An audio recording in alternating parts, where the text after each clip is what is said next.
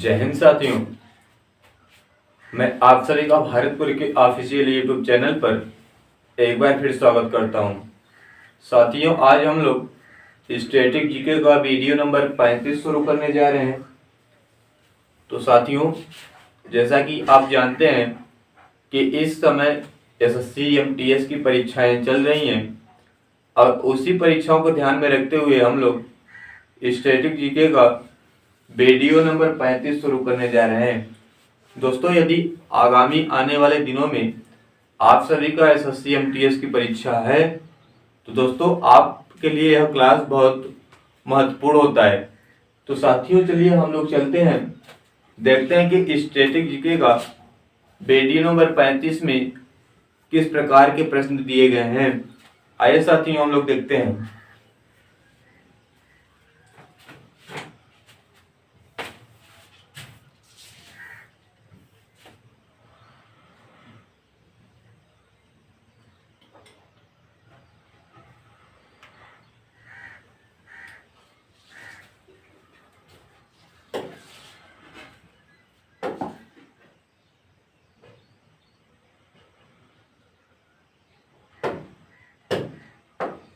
साथियों, प्रश्न नंबर पहला दिया गया है। प्रश्न नंबर पहला दिया गया है कि प्रथम संविधान सभा के स्थायी अध्यक्ष कौन थे। सभी साथी इस प्रश्न का आंसर करेंगे कि प्रथम संविधान सभा के स्थायी अध्यक्ष कौन थे। आपका ऑप्शन नंबर ए दिया गया पंडित जवाहरलाल नेहरू, बी आपका दिया गया डॉक्टर राजेंद्र प्रसाद, सी आपका दिया गया डॉक्टर बी आर अम्बेडकर और डी आपका दिया गया डॉक्टर एस राधाकृष्णन। तो सभी साथी इस प्रश्न का आंसर करेंगे कि इस प्रश्न का सही आंसर क्या होगा कि प्रथम संविधान सभा के स्थायी अध्यक्ष कौन थे। साथियों, यदि हम लोग बात करेंगे प्रथम संविधान सभा के स्थायी अध्यक्ष की तो प्रथम संविधान सभा के स्थायी अध्यक्ष हो जाते हैं डॉक्टर राजेंद्र प्रसाद। कौन हो जाते हैं? डॉक्टर राजेंद्र प्रसाद। तो प्रथम संविधान सभा के स्थायी अध्यक्ष कौन थे? तो प्रथम संविधान सभा के स्थायी अध्यक्ष डॉक्टर राजेंद्र प्रसाद थे। तो डॉक्टर राजेंद्र प्रसाद आपका क्या हो जाएगा? बिल्कुल सही हो जाएगा। डॉक्टर राजेंद्र प्रसाद आपका क्या हो जाएगा? बिल्कुल सही हो जाएगा। यदि दोस्तों हम पूछें आप सभी से, यदि आप सभी से पूछें कि संघीय संविधान समिति के अध्यक्ष कौन थे? संघीय संविधान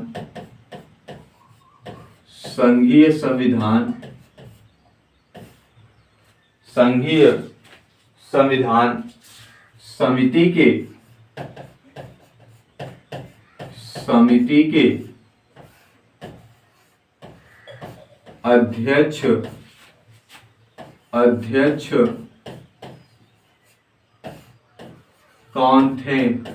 अध्यक्ष कौन थे?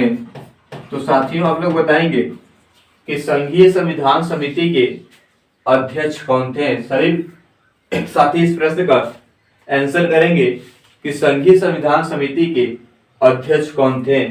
फिर उसके बाद आपसे पूछें साथियों, कि प्रारूप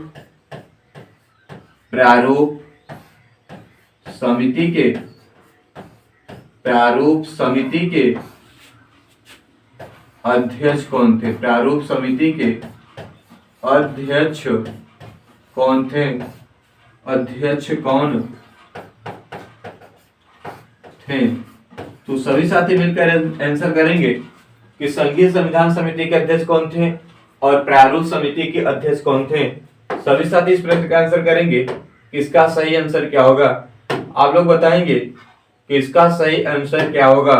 पहला आपका दिया गया है कि संघीय संविधान समिति के अध्यक्ष कौन थे और दूसरा आपका दिया गया है कि प्रारूप समिति के अध्यक्ष कौन थे। तो सभी साथी मिलकर आंसर करेंगे इसका कि संघीय संविधान समिति के अध्यक्ष कौन थे। बात करेंगे संघीय संविधान समिति के अध्यक्ष की, तो संघीय संविधान समिति के अध्यक्ष हो जाते हैं आपका पंडित जवाहरलाल नेहरू। पंडित जवाहरलाल नेहरू। तो संघीय संविधान समिति के अध्यक्ष कौन हो जाते हैं? तो संघीय संविधान समिति के अध्यक्ष पंडित जवाहरलाल नेहरू हो जाते हैं। कौन हो जाते हैं? पंडित जवाहरलाल नेहरू हो जाते हैं। और प्रारूप समिति के अध्यक्ष कौन थे? तो प्रारूप समिति के अध्यक्ष डॉक्टर बी आर अम्बेडकर थे। कौन थे? Doctor B R Ambedkar. तो डॉक्टर बी आर अम्बेडकर आपका क्या हो जाएगा? सही हो जाएगा। क्या हो जाएगा? सही हो जाएगा। दोस्तों, संघीय संविधान समिति के अध्यक्ष पंडित जवाहरलाल नेहरू थे और जबकि प्रारूप समिति के अध्यक्ष डॉक्टर बी आर अम्बेडकर थे। यदि हम आपसे पूछें साथियों, यदि हम आपसे पूछें कि प्रथम अस्थायी अध्यक्ष कौन थे? प्रथम अस्थायी अध्यक्ष कौन थे? तो आप लोग बताएंगे कि प्रथम अस्थायी अध्यक्ष कौन थे। सभी साथी मिलकर बताएंगे कि प्रथम अस्थायी अध्यक्ष कौन थे। सभी साथी इस प्रश्न का आंसर करेंगे कि प्रथम अस्थायी अध्यक्ष कौन थे। तो आप लोग बताएंगे साथियों कि प्रथम अस्थायी अध्यक्ष कौन थे। तो प्रथम अस्थायी अध्यक्ष की बात करेंगे तो डॉक्टर सच्चिदानंद सिन्हा थे। कौन थे? डॉक्टर सच्चिदानंद सिन्हा। तो डॉक्टर सच्चिदानंद सिन्हा आपका क्या हो जाएगा? सही हो जाएगा। संविधान के प्रथम अस्थायी अध्यक्ष डॉक्टर सच्चिदानंद सिन्हा थे और संघीय संविधान समिति के अध्यक्ष पंडित जवाहरलाल नेहरू हो जाते हैं और फिर उसके बाद प्रारूप समिति के अध्यक्ष डॉक्टर भीमराव अंबेडकर हो जाते हैं। तो साथियों, प्रश्न पूछा था कि प्रथम संविधान समिति के स्थायी अध्यक्ष डॉक्टर राजेंद्र प्रसाद हो जाते हैं और जबकि प्रथम अस्थायी अध्यक्ष डॉक्टर सच्चिदानंद सिन्हा हो जाते हैं। तो साथियों, हम लोग प्रश्न नंबर बी को सही करते हुए आगे बढ़ेंगे। साथियों, हम लोग प्रश्न नंबर बी को सही करते हुए आगे बढ़ेंगे। आइए साथियों, हम लोग चलते हैं अपने अगले प्रश्न की ओर।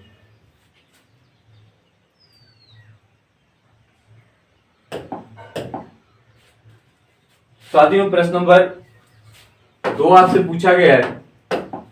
साथियों, प्रश्न नंबर 2 आपसे पूछा गया है कि नागार्जुन सागर बांध बना हुआ है। सभी साथी मिलकर इसका आंसर करेंगे कि नागार्जुन सागर बांध बना हुआ है। सभी साथी एक बार मिलकर इसका आंसर करेंगे कि नागार्जुन सागर बांध बना हुआ है।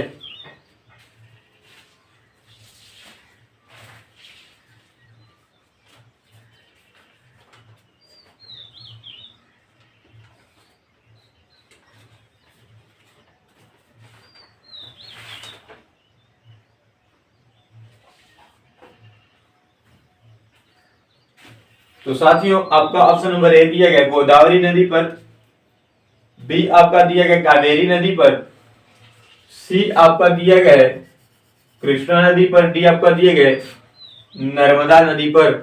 तो सभी साथी बताएंगे कि नागार्जुन सागर बांध बना हुआ है। सभी साथी मिलकर बताएंगे। पहला आपका दिया गोदावरी नदी पर, फिर उसके बाद आपका दिया गया है कावेरी नदी पर, फिर उसके बाद आपका दिया गया कृष्णा नदी पर और डी आपका दिया गया नर्मदा नदी पर। नागार्जुन सागर बांध की बात करेंगे तो नागार्जुन सागर बांध आंध्र प्रदेश के कृष्णा नदी पर बनाया गया है। कहां पर बनाया गया है? तो नागार्जुन सागर बांध आंध्र प्रदेश के कृष्णा नदी पर बनाया गया है। तो कृष्णा नदी आपको क्या हो जाएगा? सही हो जाएगा। साथियों, कृष्णा नदी आपको क्या हो जाएगा? सही हो जाएगा। कावेरी नदी की बात करेंगे हम लोग। साथियों, यदि कावेरी नदी की बात करेंगे हम लोग तो कृष्ण राज सागर बांध क्या हो जाता है? कृष्ण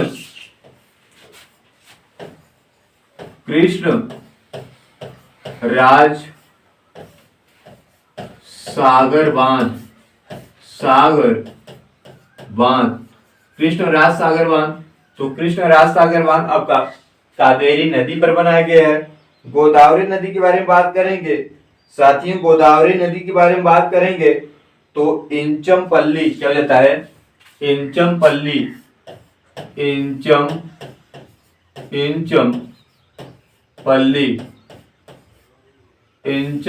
बांध। तो इंचमपल्ली बांध किस नदी पर बनाया गया है? तो इंचमपल्ली बांध गोदावरी नदी पर बनाया गया है।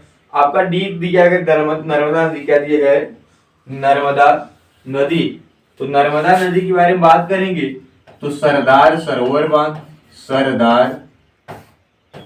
सरोवर, सरदार सरोवर बांध। तो सरदार सरोवर बांध किस नदी पर बनाया गया है? तो सरदार सरोवर बांध नर्मदा नदी पर बनाया गया है। तो नर्मदा नदी आपका क्या हो जाएगा? सही हो जाएगा। सरदार सरोवर बांध, तो सरदार सरोवर बांध आपका नर्मदा नदी हो जाता है। सरदार सरोवर बांध आपका नर्मदा नदी हो जाता है। कृष्ण राज सागर बांध आपका हो जाता है कावेरी नदी। इंचमपल्ली बांध आपका हो जाता है, इंचमपल्ली बांध आपका हो जाता है गोदावरी नदी। साथियों प्रश्न था कि नागार्जुन सागर बांध बना हुआ है, तो नागार्जुन सागर बांध कृष्णा नदी पर बना हुआ है। किस नदी पर? तो नागार्जुन सागर बांध कृष्णा नदी पर बनाया हुआ है। तो साथियों हम लोग ऑप्शन नंबर सी को सही करते हुए आगे बढ़ेंगे।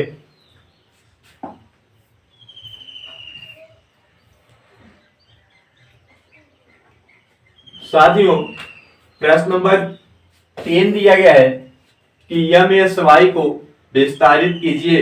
यमयस्वाई को विस्तारित कीजिए। सभी साथी मिलकर बताएंगे कि यमयस्वाई को विस्तारित कीजिए। आपका ए दिया गया है माई स्टोर स्टील यार्ड, आपका बी दिया गया है महिला समृद्धि योजना, सी आपका दिया गया है महिला सेवा योजना और डी आपका दिया गया है ए सभी। सभी साथी मिलकर बताएंगे कि यमयस्वाई को विस्तारित कीजिए। पहला आपका दिया गया है my store steel yard, B आपका महिला समृद्धि योजना, सी दिया गया है महिला सेवा योजना और डी आपका दिया गया है ये सभी। तो सभी साथी मिलकर इसका आंसर करेंगे। सभी साथी मिलकर इसका आंसर करेंगे।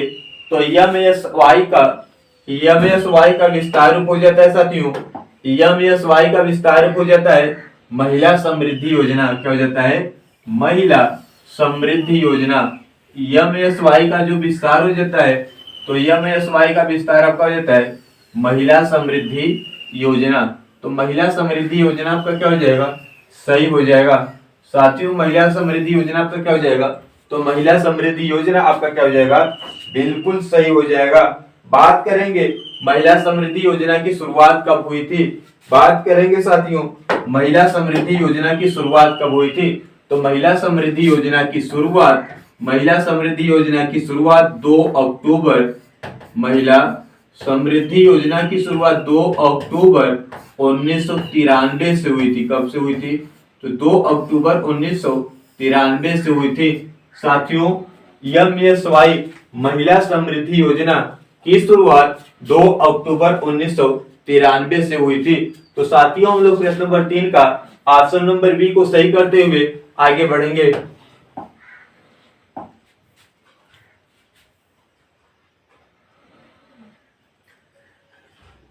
सभी साथी बताएंगे प्रश्न नंबर 4 का आंसर करेंगे कि संविधान में कितनी अनुसूचियां हैं। सभी साथी मिलकर इसका आंसर करेंगे कि संविधान में कितनी अनुसूचियां हैं। ए आपका दिया गया 395, बी आपका दिया गया 12, सी आपका दिया गया 9, डी आपका दिया गया 10। सभी साथी मिलकर बताएंगे कि संविधान में कितनी अनुसूचियां हैं।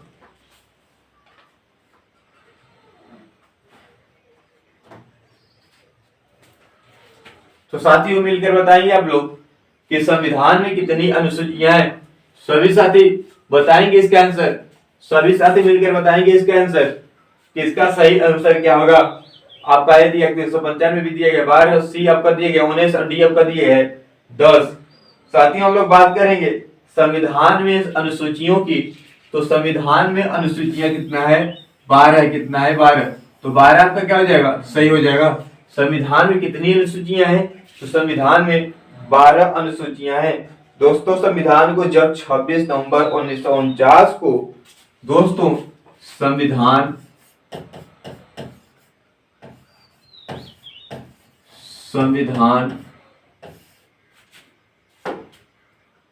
को जब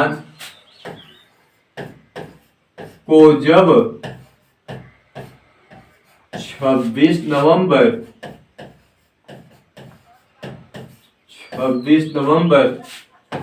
1949 को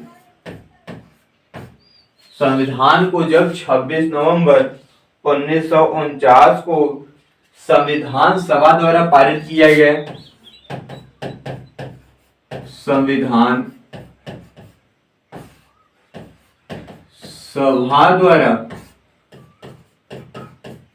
संविधान सभा द्वारा पारित किया गया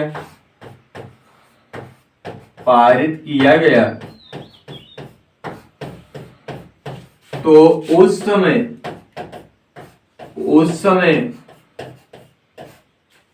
395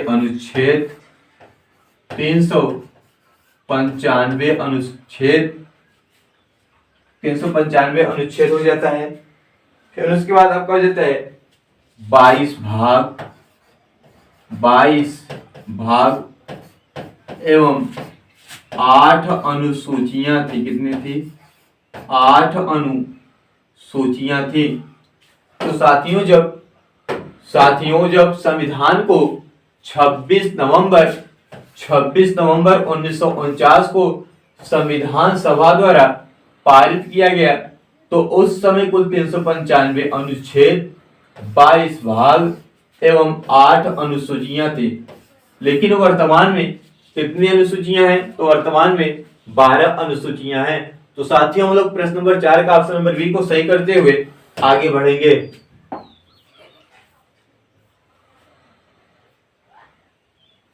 सभी साथी प्रश्न नंबर 5 का आंसर करेंगे। दिया गया कि हेनसांग एक यात्री है। अब कह दिए गए अंग्रेजी, बी दिया गया रोमन, सी दिया गया चीनी और डी दिए गए पुर्तगाली। सभी साथी बताएंगे कि हेनसांग एक यात्री है। तो जो हेनसांग है साथी, जो हेनसांग था, हेनसांग एक चीनी यात्री था। कौन सा यात्री था? तो हेनसांग एक चीनी यात्री था। तो चीनी आपका क्या हो जाएगा? बिल्कुल सही हो जाएगा।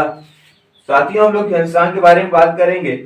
तो हेनसांग जो हो जाता है, हेनसांग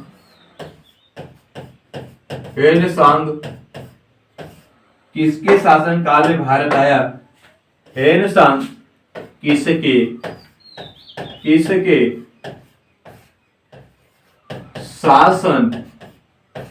शासन काल में भारत आया था? सभी साथी बताएंगे भारत आया था।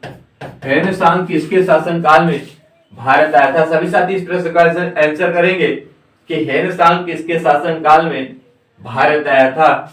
फिर उसके बाद हम आपसे पूछेंगे साथियों, इसके बाद आपसे पूछें कि हेनसांग कितने वर्षों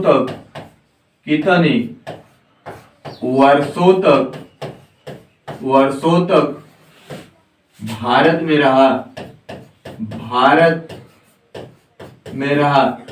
तो सभी साथी इस प्रश्न का भी आंसर करेंगे कि हेनसांग कितने वर्षों तक भारत में रहा। फिर उसके बाद पूछेंगे, उसके बाद बताएंगे आप लोग कि इसकी पुस्तक कौन थी, इसके पुस्तक का नाम क्या था। तो सभी साथी पूरे प्रश्न का आंसर करेंगे।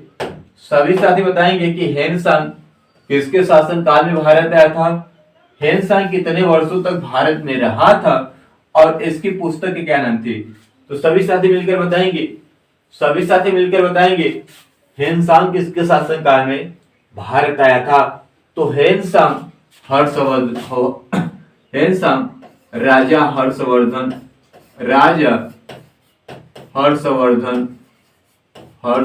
के शासन काल में भारत आया था। राजा हर्षवर्धन के शासन काल में भारत आया था। और यह भारत में कितने वर्षों तक रहा? तो यह भारत में 15 वर्षों तक रहा। कितने वर्षों तक रहा? तो यह भारत में 15 वर्षों तक रहा। और इसकी पुस्तक क्या नाम थी? इसके पुस्तक की नाम थी सीयूकी। क्या नाम था? सीयूकी। तो इसका पुस्तक क्या था? तो इसके पुस्तक का नाम था सीयूकी। और यह 15 वर्षों तक भारत में रहा और यह राजा हर्षवर्धन के शासन काल में भारत आया था।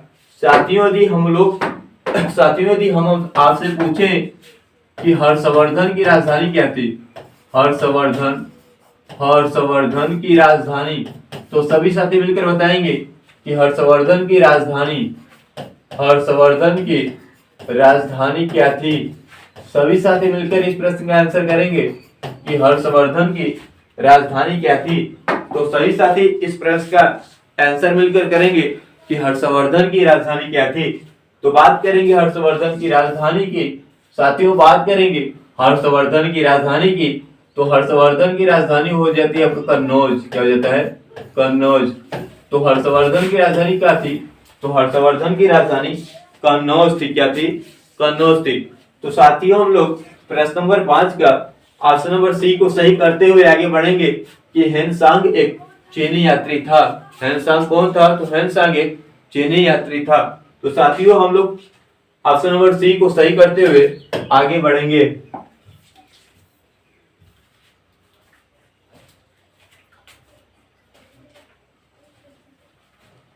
साथियों प्रश्न नंबर 6 दिया गया है कि ब्रह्मांड में सबसे प्रचुर तत्व कौन सा है। ब्रह्मांड में सबसे प्रचुर तत्व कौन सा है? सभी साथी मिलकर बताएंगे कि ब्रह्मांड में सबसे प्रचुर तत्व कौन सा है। साथियों यदि आप लोगों को वीडियो अच्छी लग रही है तो आप लोग वीडियो को ज्यादा से ज्यादा लाइक, सब्सक्राइब एंड शेयर करिएगा। साथियों आप लोगों को यदि वीडियो सही लग रही हो, अच्छी लग रही हो, तो आप लोग अपने दोस्तों में वीडियो को शेयर करेंगे। साथियों इस प्रश्न का आंसर बताएंगे कि ब्रह्मांड में सबसे प्रचुर तत्व कौन सा है। तो ब्रह्मांड में सबसे प्रचुर तत्व आपका हो जाता है हाइड्रोजन। क्या हो जाता है? हाइड्रोजन। तो ब्रह्मांड में सबसे प्रचुर तत्व कौन सा हो जाता है? तो ब्रह्मांड में सबसे प्रचुर तत्व आपका हो जाता है हाइड्रोजन। क्या हो जाता है? हाइड्रोजन। तो प्रश्न नंबर 6 का ऑप्शन नंबर डी आपका क्या हो जाएगा? सही हो जाएगा। ब्रह्मांड में सबसे प्रचुर तत्व, तो ब्रह्मांड में सबसे प्रचुर तत्व आपका हो जाता है हाइड्रोजन। यदि हम आपसे पूछे साथियों, यदि हम आपसे पूछें साथियों यदि हम आपसे पूछें कि पृथ्वी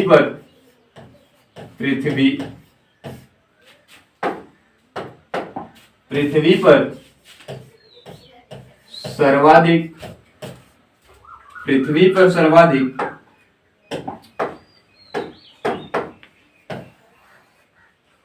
पृथ्वी पर सर्वाधिक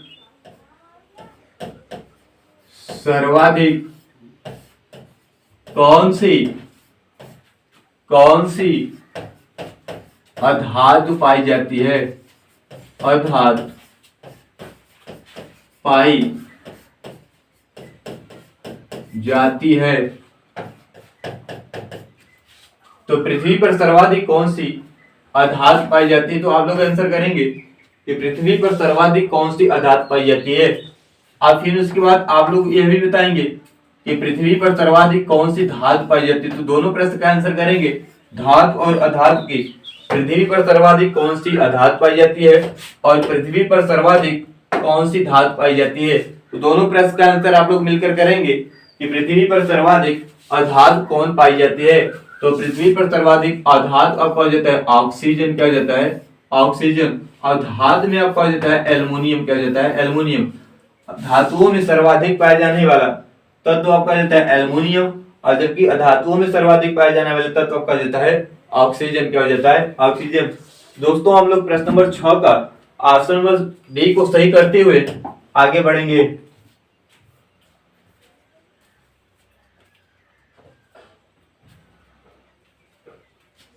साथियों प्रश्न नंबर 7 दिया गया है कि भारत में राष्ट्रीय लोक सेवा दिवस कब मनाया जाता है। सभी साथी मिलकर इसके आंसर करेंगे कि भारत में राष्ट्रीय लोक सेवा दिवस कब मनाया जाता है। आपका ए दिया गया 15 जनवरी, बी आपका दिया गया 21 मार्च, सी आपका दिया गया 21 अप्रैल, डी आपका दिया गया 12 नवंबर। सभी साथी बताएंगे कि भारत में राष्ट्रीय लोक सेवा दिवस कब मनाया जाता है। सभी साथी मिलकर इसका आंसर करेंगे कि भारत में राष्ट्रीय लोक सेवा दिवस कब मनाया जाता है। तो भारत में राष्ट्रीय लोक सेवा दिवस 21 अप्रैल को मनाया जाता है। कब मनाया जाता है?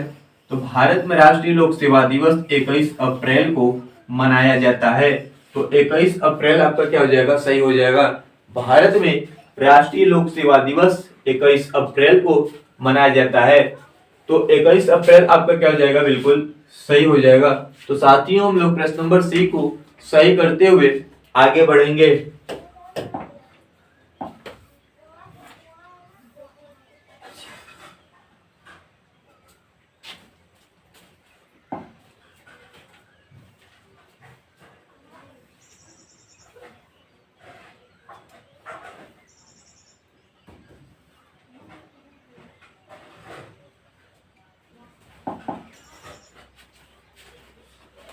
साथियों प्रश्न नंबर 8 दिया गया है कि पीवीसी का पूर्ण रूप है। सभी साथी बताएंगे कि पीवीसी का पूर्ण रूप क्या है। आपका ए दिया गया है पॉलीविनाइल क्लोरेट, बी दिया गया पॉलीविनाइल कार्बोनेट, सी दिया गया है पॉलीविनाइल क्लोराइड और डी आपका दिया गया है पॉलीविनाइल कार्बन। सभी साथी मिलकर इसका आंसर करेंगे कि पीवीसी का पूर्ण रूप क्या है। तो दोस्तों आप लोग बताएंगे कि पीवीसी का पूर्ण रूप क्या है। तो पीवीसी का पूर्ण रूप पॉलीविनाइल क्लोराइड हो जाता है। क्या हो जाता है? Polyvinyl chloride. तो पीवीसी का पूर्ण रूप आपका हो जाता है, पीवीसी का पूर्ण रूप हो जाता है पॉलीविनाइल क्लोराइड। तो पॉलीविनाइल क्लोराइड क्या हो जाएगा आपका? बिल्कुल सही हो जाएगा पीवीसी का पूर्ण रूप। तो पीवीसी का पूर्ण रूप आपका हो जाता है पॉलीविनाइल क्लोराइड। तो साथियों हम लोग प्रश्न नंबर 8 का ऑप्शन नंबर सी को सही करते हुए आगे बढ़ेंगे।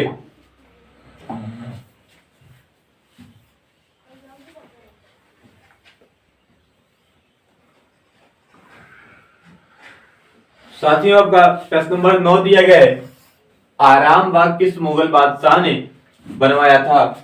आराम बाग किस मुगल बादशाह ने बनवाया था? सभी साथी बताएंगे कि आराम बाग किस मुगल बादशाह ने बनवाया था। तो आराम बाग हो जाता है दोस्तों, आराम बाग आपका हो जाता है, आराम बाग बाबर ने बनवाया था। कौन बनवाया था? तो आराम बाग बाबर ने बनवाया था। तो बाबर आपका क्या हो जाएगा? सही हो जाएगा। साथियों आराम बाग किसने बनवाया था? तो आराम बाग बाबर ने बनवाया था।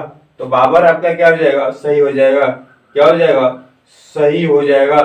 साथियों यदि हम आपसे पूछें कि आराम बाग का निर्माण कब किया गया है, साथियों यदि हम लोग आपसे पूछें कि आराम बाग का निर्माण कब किया गया है, तो आराम बाग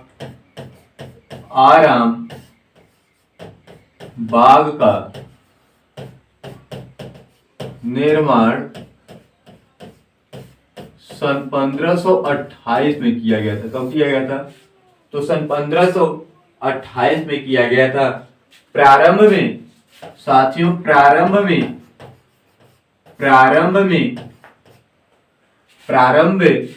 बाबर को यहीं पर दफनाया गया था।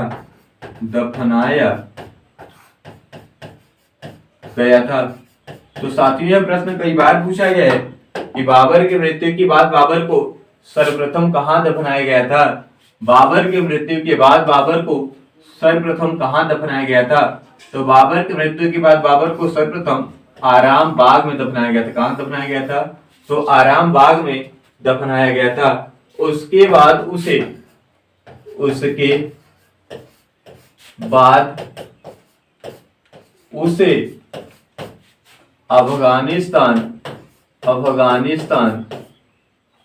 अफगानिस्तान के काबुल में दफनाया गया। कहां दफनाया गया? अफगानिस्तान के काबुल में दफनाया गया। प्रारंभ में बाबर को आराम बाग में दफनाया गया, उसके बाद अफगानिस्तान के काबुल में दफनाया गया था। कहां दफनाया गया था? तो अफगानिस्तान के काबुल में दफनाया गया था। तो आराम बाग किस मुगल बादशाह ने बनवाया था? तो आराम बाग बाबर ने बनवाया था। किसने बनवाया था? बाबर ने बनवाया था। तो साथियों हम लोग प्रश्न नंबर डी को, साथियों प्रश्न नंबर 9 का ऑप्शन नंबर डी को सही करते हुए आगे बढ़ेंगे।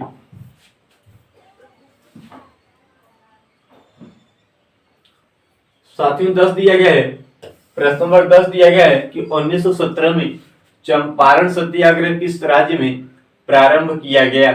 सन 1917 में चंपारण सत्याग्रह किस राज्य में प्रारंभ किया गया? पहला आपका दिया गया पंजाब, बी आपका दिया गया उत्तर प्रदेश, सी आपका दिया गया बिहार, डी आपका दिया गया हरियाणा। साथियों बताएंगे, आप लोग बताएंगे इस प्रश्न का सही आंसर क्या होगा कि 1917 में चंपारण सत्याग्रह किस राज्य में प्रारंभ किया गया? आपका ए दिया गया पंजाब, बी आपका दिया गया उत्तर प्रदेश, सी आपका दिया गया बिहार, डी आपका दिए गए हरियाणा। क्या दिए गए? हरियाणा। बात करेंगे चंपारण सत्याग्रह की। तो चंपारण सत्याग्रह किसने चलाया? चंपारण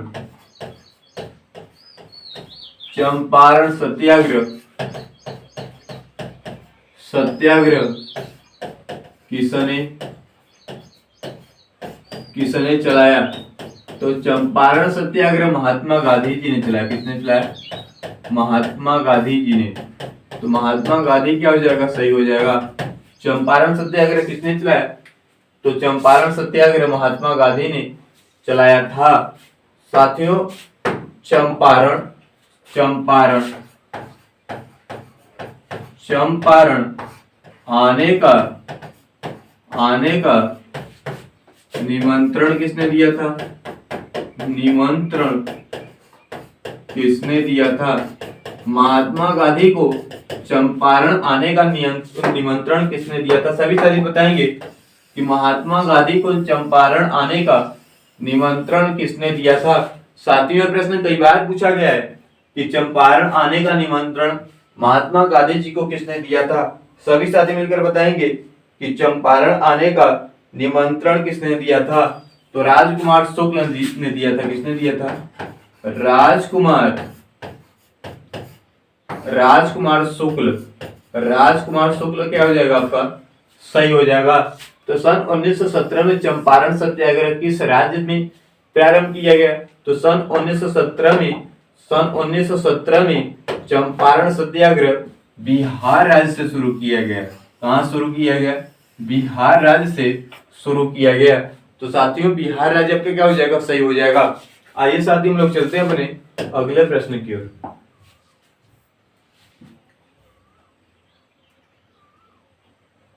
साथियों, प्रश्न नंबर 11 दिया गया है कि जय जगत का नारा किसने दिया था। सभी साथी बताएंगे कि जय जगत का नारा किसने दिया था। ए आपका दिया गया मंगल पांडे, बी आपका दिया गया भगत सिंह, सी आपका दिया गया विनोबा भावे, डी आपका दिया गया बाल गंगाधर तिलक। तो सभी साथी मिलकर प्रश्न नंबर 11 का आंसर करेंगे।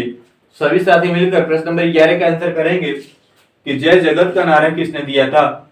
तो जय जगत का नारा विनोबा भावे ने दिया था। किसने दिया था? तो जय जगत का नारा विनोबा भावे ने दिया था। तो विनोबा भावे आपका क्या हो जाएगा? सही हो जाएगा। मंगल पांडे के बारे में बात करेंगे साथियों। मंगल पांडे के बारे में बात करेंगे तो मारो फिरंगी को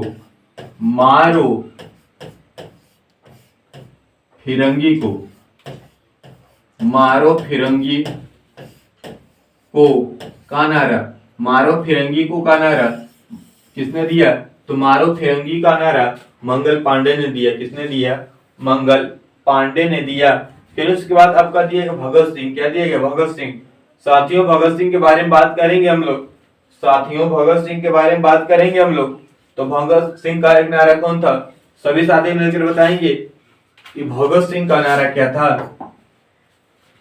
तो भगत सिंह के नारे के बारे में बात करेंगे हम लोग। तो इंकलाब जिंदाबाद, इंकलाब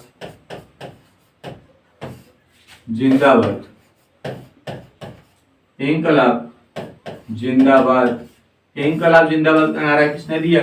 तो इंकलाब जिंदाबाद का नारा भगत सिंह ने दिया। किसने दिया? भगत सिंह ने दिया। फिर उसके बाद आपका दिया बाल गंगाधर तिलक। क्या दिया गया? बाल गंगाधर तिलक के बारे में बात करेंगे साथियों। तो बाल गंगाधर तिलक आपका हो जाएगा। साथियों, बाल गंगाधर तिलक का क्या नारा था?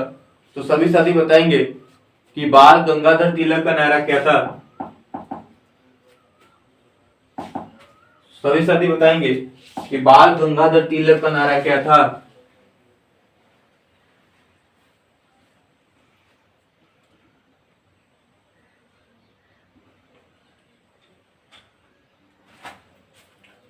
तो सभी साथी बताएंगे कि बाल गंगाधर तिलक का नारा क्या था। तो स्वराज हमारा जन्म सिद्ध अधिकार है। स्वराज हमारा जन्म सिद्ध अधिकार है। स्वराज हमारा जन्म सिद्ध अधिकार है। स्वराज हमारा जन्म सिद्ध अधिकार है। यह नारा किसका था? तो स्वराज हमारा जन्म सिद्ध अधिकार है नारा बाल गंगाधर तिलक का था। किसका था? तो बाल गंगाधर तिलक का था। फिर इसके बाद आपका दिया गया था इंकलाब जिंदाबाद भगत सिंह, मारो फिरंगी को। तो मारो फिरंगी को नारा किसने दिया? तो मंगल पांडे ने दिया। दोस्तों, प्रश्न पूछा है कि जय जगत का नारा किसने दिया। तो जय जगत का नारा विनोबा भावे ने दिया था। किसने दिया था? विनोबा भावे ने दिया था। तो प्रश्न नंबर 11 का ऑप्शन नंबर सी को सही करते हुए हम लोग आगे बढ़ेंगे।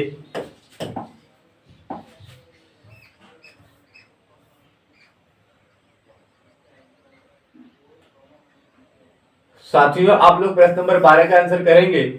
प्रश्न नंबर 12 का आंसर करेंगे। दिया गया कि निम्नलिखित में से विभवांतर का मात्रक है।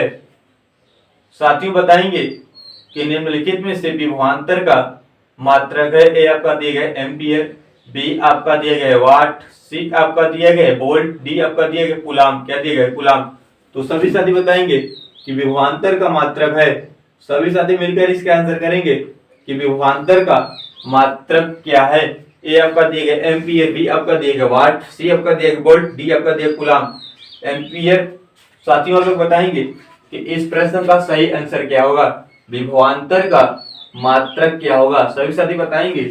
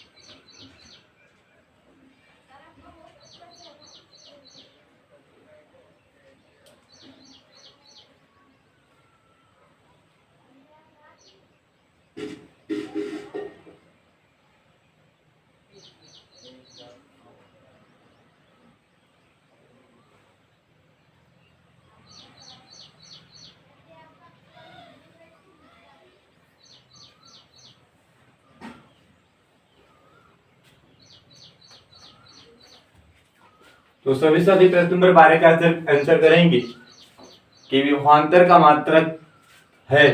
पल आपका दिया गया एम्पियर। क्या दिए गए?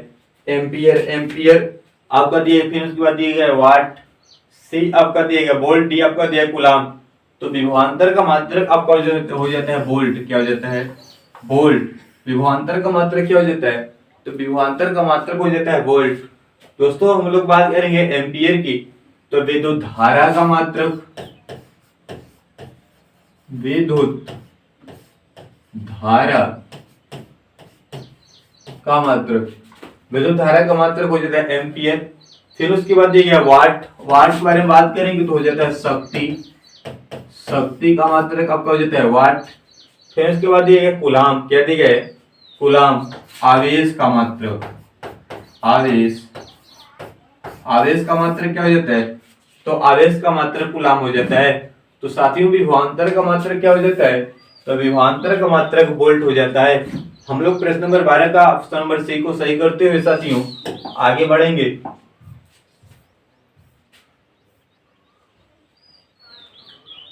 साथियों प्रश्न नंबर 13 दिया गया है कि कंगारू किस देश का प्रतीक है। सभी साथी मिलकर इसका आंसर करेंगे कि कंगारू किस देश का प्रतीक है। आपका दिया गया ए टोंगा आइलैंड, बी दिया गया ऑस्ट्रेलिया, सी दिया गया न्यूजीलैंड और डी दिया गया अमेरिका। कंगारू किस देश का प्रतीक है? सभी साथी बताएंगे कि कंगारू किस देश का प्रतीक है। सभी साथी मिलकर इसका आंसर करेंगे कि कंगारू किस देश का प्रतीक है।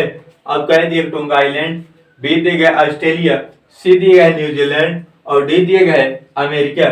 तो कंगारू ऑस्ट्रेलिया देश का प्रतीक हो जाता है। किस देश का? तो कंगारू ऑस्ट्रेलिया देश का प्रतीक हो जाता है। तो ऑस्ट्रेलिया का क्या हो जाएगा? सही हो जाएगा। साथियों प्रश्न नंबर 13 का ऑप्शन नंबर बी को हम लोग सही करते हुए आगे बढ़ेंगे।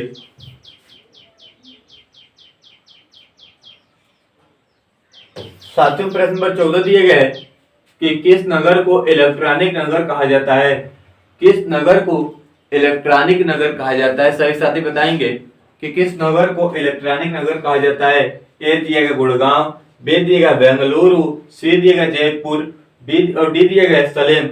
किस नगर को इलेक्ट्रॉनिक नगर कहा जाता है? सभी साथी बताएंगे कि किस नगर को इलेक्ट्रॉनिक नगर कहा जाता है। तो साथियों बेंगलुरु बेंगलुरु को इलेक्ट्रॉनिक नगर कहा जाता है। किसे? तो बेंगलुरु को इलेक्ट्रॉनिक नगर कहा जाता है। तो बेंगलुरु आपका क्या हो जाएगा? सही हो जाएगा। साथियों बेंगलुरु क्या हो जाएगा आपका? सही हो जाएगा। बेंगलुरु नगर को इलेक्ट्रॉनिक नगर के नाम से जाना जाता है। साथियों लोग चलते हैं अपने अगले प्रश्न की ओर।